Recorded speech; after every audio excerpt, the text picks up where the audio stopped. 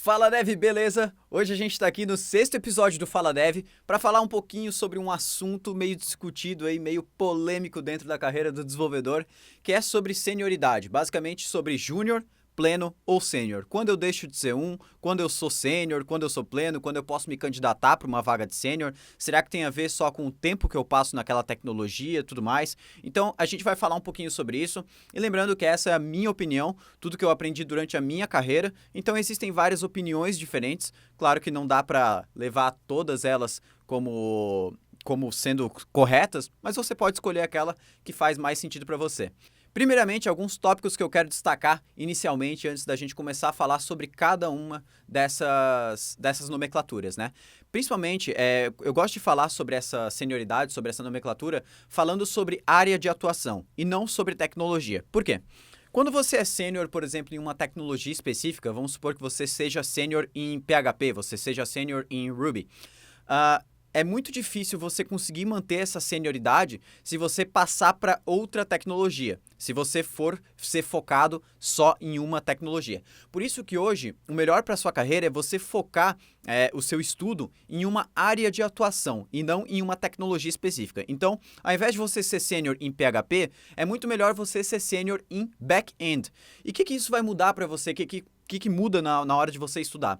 Ao invés de você estudar pensando apenas em uma linguagem, você sempre tenta estudar os conceitos e o porquê daquilo está acontecendo daquela forma.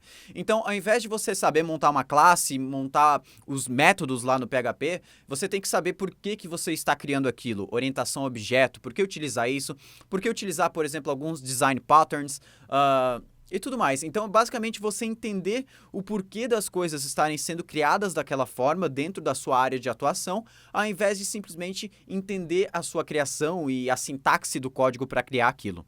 O próximo item que eu quero destacar aqui é que senioridade tem a ver com maturidade. Então, a maturidade é a forma que você enxerga os problemas do seu dia a dia. Então, vamos supor, se você está lá no seu trabalho e você deleta o banco de dados em produção, o que você faz? Chora? Pede para alguém resolver o problema para você? Tem tudo a ver com isso. Então, se você é um dev que provavelmente não sabe lidar com problemas, dificilmente vai conseguir enxergar a melhor forma de solucionar aquilo, manter a calma, provavelmente você ainda não é um dev sênior e quem sabe também não é um dev pleno. A gente vai falar um pouquinho mais sobre isso daqui a pouco. Outra coisa bem legal de se destacar dentro desse ponto de maturidade é que por quantos mais problemas você passa, maior o seu grau de maturidade. Então, não adianta você ficar fugindo de problemas, isso a gente vai falar até mais pra frente, porque quanto mais problemas, quanto mais banco de dados em produção que você deleta, quanto mais delete samewares que você realiza, calma, não faz isso só para aumentar o seu grau de senioridade, mas quanto mais vezes você passa por isso e tem essa oportunidade de resolver esses problemas, maior o seu nível de senioridade, porque você fica com a postura mais madura, né? Você consegue lidar com esses problemas cada vez de forma mais paciente, mais calmo e resolver o problema cada vez mais rápido. O legal também nesse ponto é você ter postura para entender o porquê que aquele problema aconteceu e o que você fez realmente para resolver. Então, se você se depara com um erro, não vai lá no Stack Overflow, copia, dá um Ctrl+C no primeiro código e cola lá no seu código e funcionou muito massa, obrigado. Não, não é isso. Você tem que entender por que aquilo está acontecendo.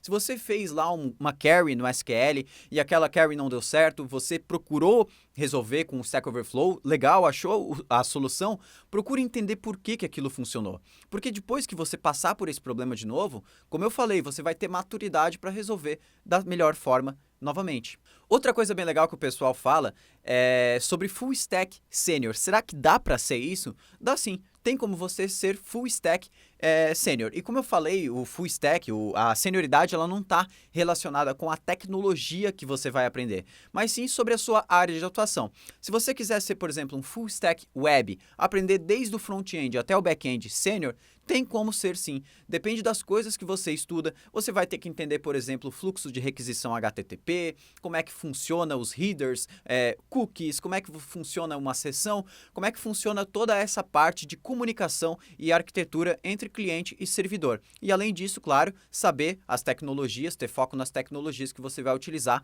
no front e no back-end. Então agora que eu terminei de dar essas dicas iniciais, a gente vai falar, eu vou falar um pouquinho das características e talvez você consiga agora se enquadrar em uma dessas senioridades, júnior, pleno ou sênior. Então eu vou falar algumas características de cada uma delas e comenta aqui embaixo talvez o que você acha que você se encaixou melhor. Então, primeiramente falando sobre o Dev Júnior, beleza? O Dev Júnior geralmente é um cara que ele ainda não passou por muitos problemas. E quando eu digo problemas, são problemas assim, não tão críticos até, não precisa ser um banco de dados em produção sendo deletado. Mas pensa que você, sei lá, perdeu um código que você estava trabalhando de um site. Então, o Dev Júnior ele ainda não trabalhou, não passou muito por esses problemas, ou seja, ele não tem a maturidade para lidar com esses problemas quando ele estiver trabalhando em uma empresa real. O Dev Júnior, por ele não ter passado por muitos problemas, ele sente extrema dificuldade para lidar quando aparece um problema novo. Então, por exemplo, chegou meu chefe para mim e falou, cara, você tem que resolver isso aqui porque o cliente está pedindo. O Dev Júnior fica desesperado, ele não sabe como resolver exatamente, ele não sabe lidar com essa pressão, não sabe lidar com problemas diferentes que acontecem no dia a dia. Então, como eu falei, o terceiro ponto, o Dev Júnior ele é extremamente emocional. Ele não fica calmo, ele não tem paciência, geralmente, para lidar com esses problemas. Então, ele acha que o mundo vai acabar, que não tem mais como resolver, que provavelmente ele vai ser demitido. Então, não é assim que tem que ser. Mas também não, é normal, no começo todo deve ser assim. Então, como eu estava falando, não tem nenhum problema em você estar dentro de uma dessas categorias. Lembrando, claro, que é bom que você tenha a vontade de dar o próximo passo. E o último ponto do Dev Júnior, claro, ele não entende suficientemente as tecnologias que ele está proposto a estudar. Então, se você, por exemplo, está trabalhando numa empresa de web e você ainda não domina suficientemente, por exemplo, JavaScript, talvez isso ainda te mantenha como um Dev Júnior, beleza? A tecnologia está sim ligada com o nível de senioridade, mas não é a única coisa. E agora que a gente falou um pouquinho do Dev Júnior, vamos pular lá para o Dev Pleno, falando um pouquinho sobre as características que diferencia ele de um Dev Júnior e também de um Dev Sênior, beleza? Primeiro item é que o Dev Pleno ele já tem domínio das tecnologias. Então não é só lá no Dev Sênior que você precisa ter domínio das tecnologias. É aqui no Dev Pleno mesmo. O Dev Pleno ele já entende como a tecnologia funciona e falando de sintaxe, falando de problemas de ferramentas mesmo, ele já sabe resolver praticamente qualquer problema que venha, beleza? Mesmo sabendo muito de tecnologia, geralmente o Dev Pleno ele não tem foco. Ele quer estudar sempre uma tecnologia nova. Saiu agora o GraphQL, eu preciso estudar e vou mudar todas as minhas ferramentas para usar GraphQL. Ou, eu estava usando React e saiu o Styled Components e, cara, eu vou aprender o Styled Components para trocar tudo para Styled Components. Geralmente o Dev Pleno ele não tem foco, ele não sabe exatamente qual que é o caminho das tecnologias que ele precisa estudar, que ele precisa ter foco para garantir cada vez uma carreira mais sólida. O Dev Pleno também, geralmente, ainda não passou por problemas críticos. E quando eu falo problemas críticos, pense, por exemplo, no caso da GitLab, que alguns meses atrás um desenvolvedor lá dentro deletou um banco de dados em produção e perdeu 6 meses de trabalho, 6 meses de conteúdo dentro do banco de dados em produção. Então, você acha que os problemas que você passa hoje são realmente críticos?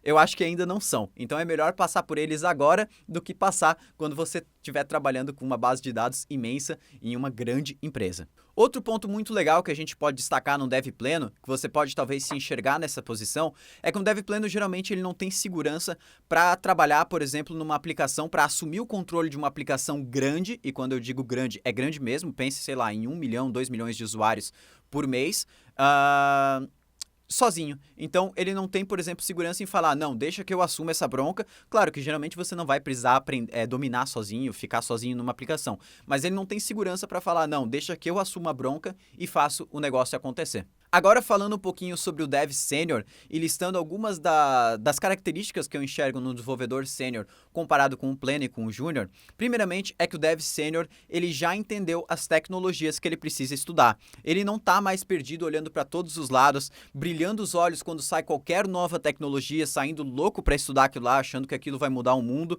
Não, ele tem foco. E foco, quando eu digo, não é se manter sempre na mesma tecnologia. Beleza, eu tenho PHP, eu vou manter o foco em PHP. Não. é entender quais tecnologias vão fazer diferença na carreira dele, né, para manter uma carreira sólida e estudar exatamente apenas aquilo que vai agregar algum conteúdo para ele, que vai agregar na mão de obra, agregar naquilo no dia a dia dele. Outra característica muito importante do Dev Sênior é que ele tem maturidade, ele tem calma para resolver os problemas. Então, se ele deleta um banco de dados em produção, se acontece qualquer tipo de problema, se o computador dele falha e ele perde o código que ele tinha, ele tem calma e paciência para enxergar o nível de problema, para enxergar o nível de consequência que aquilo vai trazer e, claro, calma para resolver aquele problema. O Dev Sênior também, ele tem facilidade para encontrar as soluções. Então, geralmente, ele sabe como fazer uma busca por uma solução de algum problema, ele sabe para quem perguntar, ele sabe como estudar para resolver aquele problema. Geralmente, ele não fica perdido jogando só um texto lá no Google e acessando todos os links para resolver o quanto mais rápido possível, dando Ctrl+C. O Dev Sênior geralmente não trabalha dessa forma. E fora isso, o Dev Sênior, ele tem maturidade em todos os sentidos, a postura dele é diferente. Ele tem maturidade para lidar com as pessoas, ele tem maturidade para assumir novas funcionalidades dentro da empresa, né? dentro do ambiente que ele vive, ele tem maturidade para lidar com times, ele tem maturidade em todos os sentidos. E claro, a maturidade, quando eu falo aqui, ela obrigatoriamente vem com o tempo, né? Geralmente a maturidade vem com o tempo e é difícil você acelerar esse processo. Você consegue sim acelerar, por exemplo, lidando com problemas, e algumas dicas que eu vou dar aqui embaixo agora, algumas dicas que eu vou dar logo parando de falar sobre Dev Sênior, que vão fazer você acelerar esse processo de passar um nível para o outro. Primeira dica que eu posso dar para você acelerar esse processo e conseguir passar de júnior para pleno, de pleno para sênior, é não fugir de problemas. Assuma os problemas, tenha calma, paciência e resolva. Não fuja de problemas. Eu vou passar para outra pessoa porque foi ela que fez esse problema acontecer. Olha só, Diego, tá acontecendo esse problema. Não fui eu. Eu passei essa atividade para outro programador e ele que ferrou com tudo. Não fuja de problemas. Pegue o problema, veja o grau de consequência daquele problema, analise se ele é urgente, se ele é importante e resolva. Simples, com calma e com paciência. Isso vai te dar cada vez mais maturidade para você lidar com problemas futuros. Outra dica que eu já falei anteriormente naquele caso do GitLab, nenhum problema agora provavelmente para você que está como júnior, que está como pleno, é tão grande que não possa piorar num futuro. Então, os problemas que você está passando agora, provavelmente eles não são problemas que são imensos. Você não está deletando uma base em produção, você não está editando um código errado do Facebook, você não está alterando uma SQL query do Twitter e vindo todos os tweets errados. Então, são problemas pequenos, comparados com grandes problemas que você vai poder sofrer quando você estiver lá trabalhando como Dev Sênior. Então, aproveite esses problemas para aprender muito. Outra dica agora, que é para todos os programadores, isso eu vejo em muitos programadores, tenha foco. Não queira aprender todas as tecnologias, saber como tudo funciona, testar todas as tecnologias, criar softwares com Vue, com React, com Angular, com Ember, com todos os frameworks possíveis. Tenha foco, entenda aquilo que realmente vai agregar para você na sua carreira e estude apenas uma linha de raciocínio. Não fique correndo atrás de todas as tecnologias que brilham e pareçam fantásticas. Tenha calma, saiba escolher exatamente aquelas tecnologias e venha e estude, né? Tenha foco nos seus estudos. Essa última dica que eu vou dar, ela é muito importante e talvez uma das mais importantes. Jogue o chapéu do outro lado. E o que eu quero dizer com jogue o chapéu do outro lado? Imagine que você tenha, por exemplo, uma cerca, né? Pensando que a cerca é o seu obstáculo que você tem que passar. E o obstáculo é, por exemplo, subir de um nível de júnior para pleno, por exemplo. Só que você não sabe se do outro lado da cerca tem arame farpado, se tem 2 cachorros raivosos, se tem qualquer tipo de problema. Então, você pega o seu chapéu e joga para o outro lado. E daí você é obrigado a ir buscar o chapéu, independente dos outros problemas que tenham lá do outro lado da cerca. E o que eu quero dizer com isso é que quando você se sentir pelo menos o mínimo seguro para avançar de nível, se candidate para uma vaga de um nível superior. Corra atrás. E daí na entrevista e com o processo lá dentro trabalhando, você vai identificar se aquilo era para você, se não era para você, e você vai conseguir aprender muito mais, porque os problemas vão ser maiores, e aí, por aí vai, beleza? Então, essa é a minha explicação sobre os graus de júnior, pleno e sênior. Como eu falei no começo do vídeo, existem várias pessoas que falam, por exemplo, que isso é só baseado em tempo, que você tem que ter 7, 3 anos e aí vai.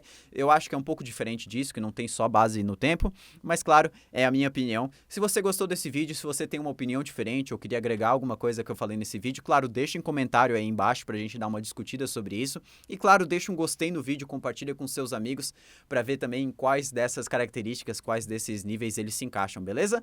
Grande abraço, a gente fica por aqui e até segunda-feira que vem.